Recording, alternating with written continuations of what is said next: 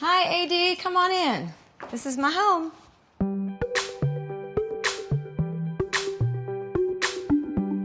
So come on in, I'll show you around. I'm gonna take you into the den first. This is where we spend most of our time. And this is our dog, by the way. This is Jules, and you'll see her running around. She's a little bit skittish.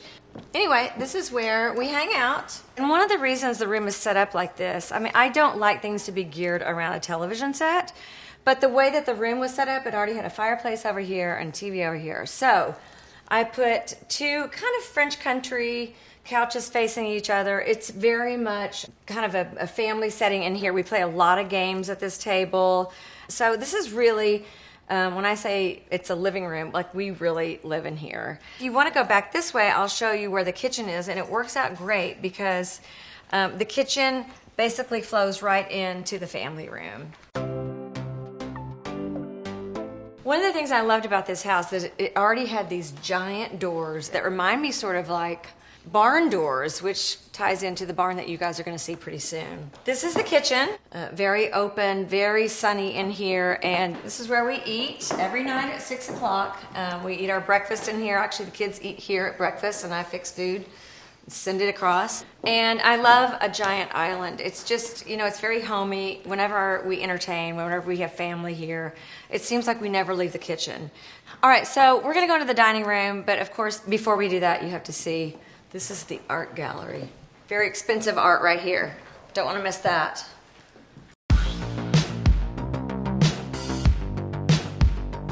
This is the formal dining room. I have the luxury of spending a lot of time on a tour bus and going to places that have interesting antique shops and then being able to throw them onto our truck, which holds all of our gear. So I've gotten a lot of the things actually in this room from Texas, from Houston. About this old mirror, about this old, I think they call it an upholstery table. Just, you know, lots of little weird things in here, and, you know, it kind of creates a vibe and lots of conversation.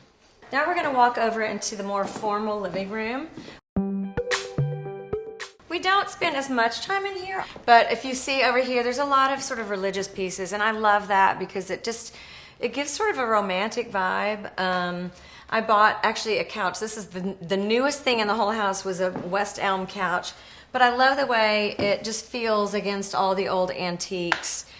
So let's go in here and check out the music room.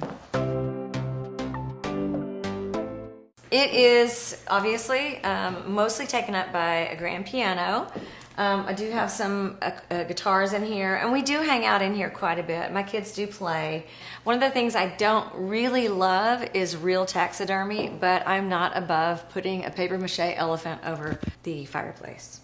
All right, I'm gonna take you one more place. We're gonna go to our outside den. And this has been such a great second family room. We build fires out here. The kids even roast marshmallows out here. And when it does get cool, if that ever happens in Nashville, Tennessee, since it's 100 degrees here almost all the time, it's just a super great place to hang out. So we're leaving the family room now, and we're gonna go outside. And like I said, with two little boys, my objective has always been to sort of keep them from in front of screens and more facing outside in nature.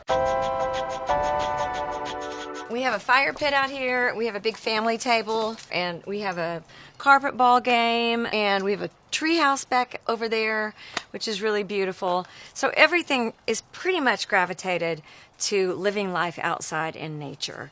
All right, so you guys have seen where we live, but I'm gonna take you down to the barn and show you where we ride horses and also where Mom works. All right, quick backstory. I used to live out in the country before I had my kids, and we used to have horses and longhorn cows out there and chickens.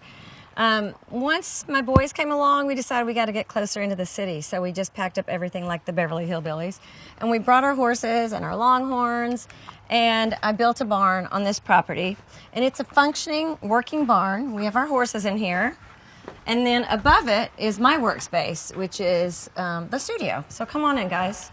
So as far as I'm concerned, you cannot have a working barn without a working saloon. So this is the bar. We always keep Guinness on tap. That's my favorite beer.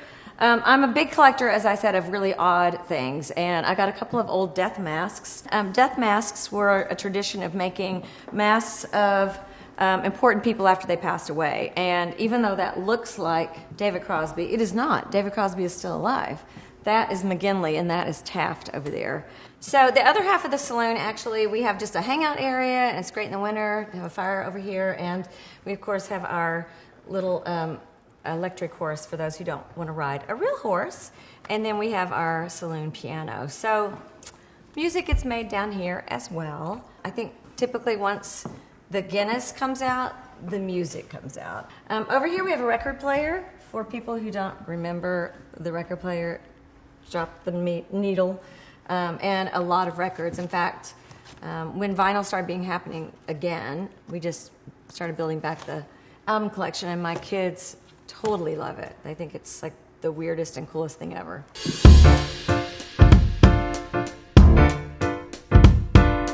And then if we go out this door, you'll see where the actual horses are. So this is the barn. This is where we keep our horses. We're down to 5 horses now. We used to have 16 because we had a lot more land, but 5 is much more manageable. So I'll introduce you to Big John. He's a quarter horse. He's a blue roan, and he is 16 and a half hands. He's very tall. This is Nebuchadnezzar. He's an Arabian. He's about 22 years old. Hi, buddy. This over here is Bobby Joe, and she's a retired champion reining horse. And she's basically just retired. She's great to have the kids ride around the arena, but for the most part, she's done all the performing she ever has to do. All right, now you've seen the barn, and you've met some of the horses, and you've seen the saloon and the hangout area. Let's go upstairs and check out the studio. We are at the door of the studio. Check it out. I'm giving you permission to stand on my face. This was from Farm Aid. Willie Nelson, love him. All right, so this is the studio, which is above the horses. And initially, it was not going to be a studio. Initially, it was just going to be a writing room. But by the time we soundproofed it so that we wouldn't hear the horses, it was soundproofed enough for it to be a studio. So we've made a lot of records up here. And basically, you can see there's every kind of guitar in here. And I find, just like with old signs that have had lots of personality put into them, a guitar is the same way.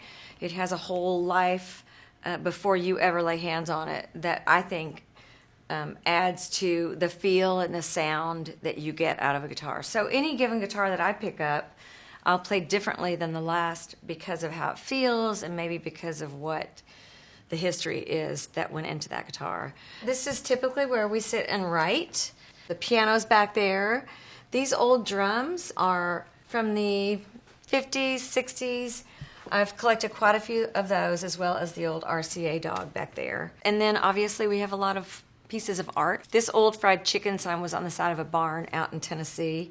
And a friend of mine pulled over and asked the guy if he would sell it, and I wound up with it. We have an old gramophone that we've actually used in recording, where we'll put an old record cylinder in there and kind of capture that vibe and then record over it.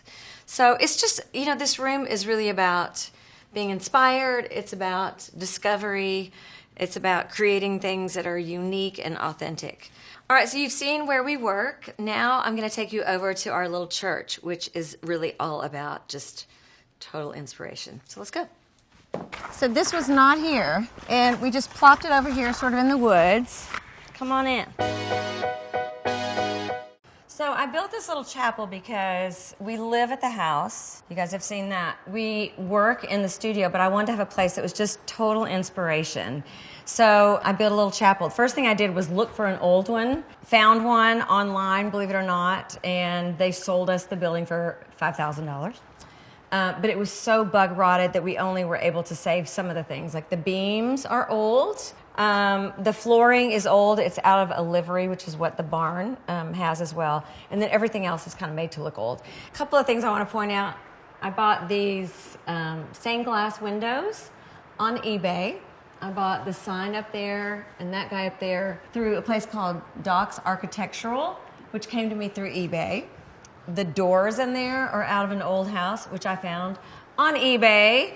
So you can see I'm a total scavenger for just things that are inspiring. Everything that's in here is basically 100 years old and has a story behind it. And as you can see, I love old Santos. And so I'm a collector of those, but I love the tradition of religion, just the history behind it. So this place is just filled with weird things.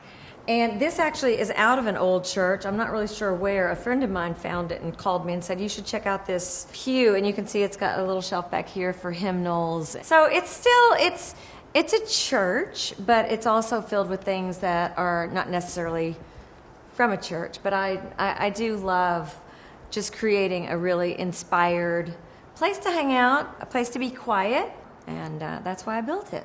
Before we leave this place, before we walk through my giant eBay doors, I have to show you one thing that I did actually specifically for my kids. And it is an old church bell, which I found on eBay as well. It's an old church bell. We had it mounted up there, and the kids, since they were little, have been hanging on this rope and pulling this church bell. So there you go.